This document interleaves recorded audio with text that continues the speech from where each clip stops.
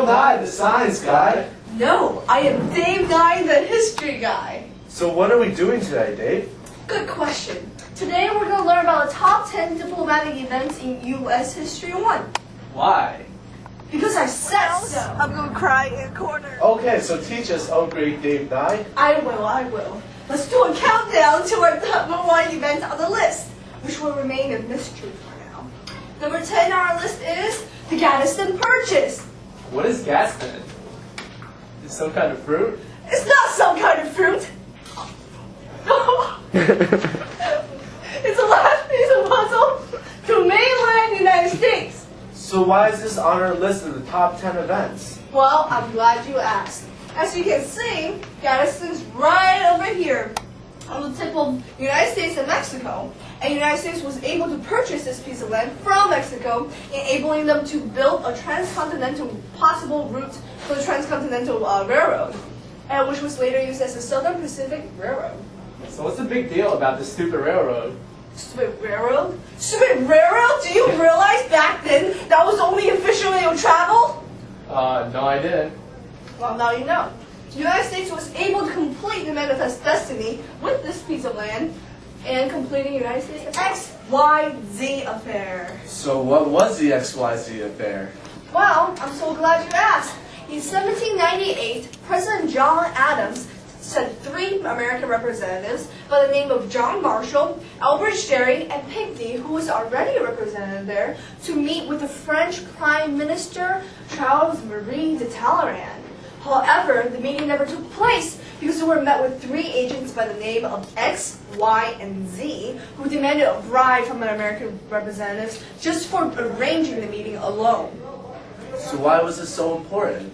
Well, you see, the Americans were greatly insulted, and the Treaty of Alliance from 1778 between the French and Americans were broken, and America lost one of their biggest allies. And this led to the undeclared war, quasi-war. I mean, we all know war is bad for everyone. And number 8 on our list is the Delong Letter. Okay, in the 19th century, America and Spain was feeling a little political friction.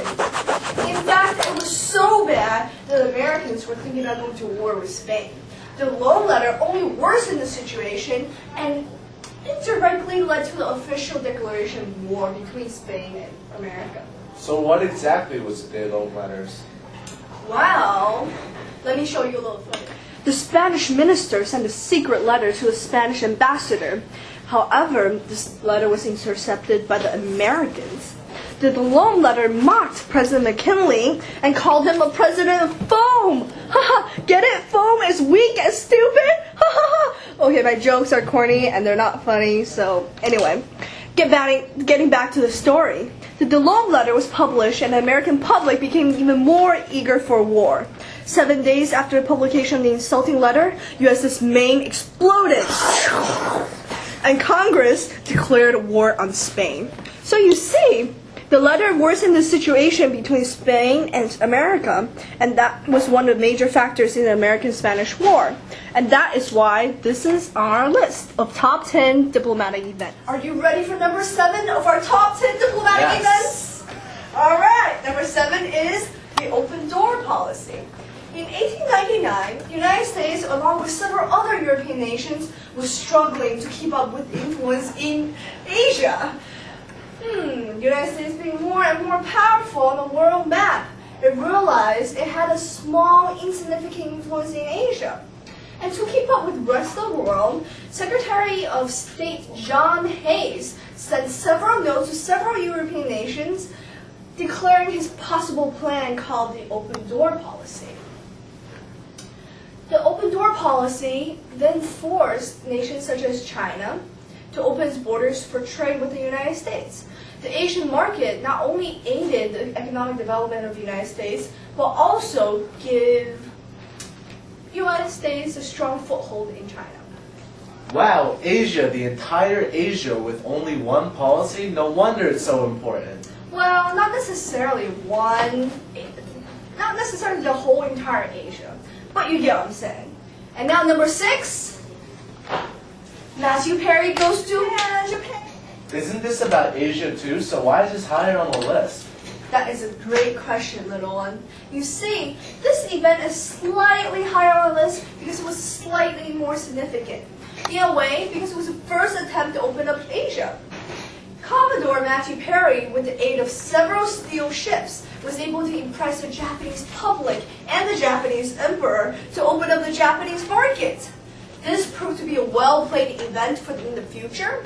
Japan proved to be very important in the foundation of open door policy and the sphere of influence. And number 5 on our list is... Oh, can I unveil it? Sure.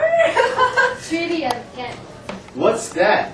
Ghent? Does it have anything to do with the Malaysian side dish? Doesn't that outlaw interstate prostitution? Come on, man! This is Treaty of Ghent. It ends Civil War 1812. Everyone knows that. Did they record? No, it's recording. Oh. Relight it. Relight it. Wait, hold on. Treaty of Ghent, 1812. It ends the war between Britain and United States. Britain and United States. It returned everything to the status quo and helped the Americans to prevent the English from meddling their affairs in the future. And this was extremely, extremely important to U.S. history because, well, of the things I said. And number 4 is Pinckney's Treaty. That has something to do with Spain, right? Yep, you are correct. Pinckney's Treaty was a very important diplomatic event in U.S. history. And why was this so important? Well, you see, Spain gave the United States access to the Mississippi River and all the New Orleans ports. That was before the levees failed, right? A long time before. Spain gave the access to Mississippi River and New Orleans, and with access to the Mississippi River and all the New Orleans ports, the United States was able to trade even more efficiently with the aid of steamboats. So, what do Jefferson, Lewis and Clark, Napoleon, and New Orleans all have in common? They all love Mardi Gras. Sure. But I was looking for the fact that they all have something to do with the Louisiana Purchase. So, wasn't Louisiana a small state? Au contraire, mes amis, Louisiana Purchase doubled the size of the United States and ushered in an era of manifest destiny. So, what states were included in the Louisiana Purchase? To name a few, Louisiana, Arkansas, North Dakota, South Dakota, Oklahoma, Minnesota, Nebraska, Montana, Missouri, Wyoming, Iowa, and Kansas. Wow, that's a lot of states. That's right. You ready? Yeah. Okay, number 2 on our list is Treaty of Paris. Oh, I know! Isn't that what ended the Revolutionary War? You're correct, young one. The Treaty of Paris ended the American Revolutionary War and also officially declared United States independence from Britain. If this diplomatic event didn't happen, we may very well be English citizens instead of American. Can't wait! Patience, young grasshopper. But okay, I'm going to reveal it to you. Drum roll, please. Number 1 is the Treaty of Alliance, 1778. As we all know, the French was an important player in the Revolutionary War because without the French, there might be no America as we know it. The French proved to be a vital proponent for the American cause for independence because ultimately, the Franco-American alliance proved to be the most radical influence in aiding the U.S. towards victory of independence and led the way to influence other nations, such as Spain, to enter the war on the side of Americans. Also, the French provided aid when it was most needed, especially naval help. Yeah. So now we know the French was really important. Wow, I learned so much today. Are we gonna end the episode with a song just like Bill Nye? Bill Nye? I'm so much different from Bill Nye. I am Dave Nye, the history guy. You know why? You know why? Because I'm intelligent, I'm dapper, and I'm funnier as Dave Nye, the history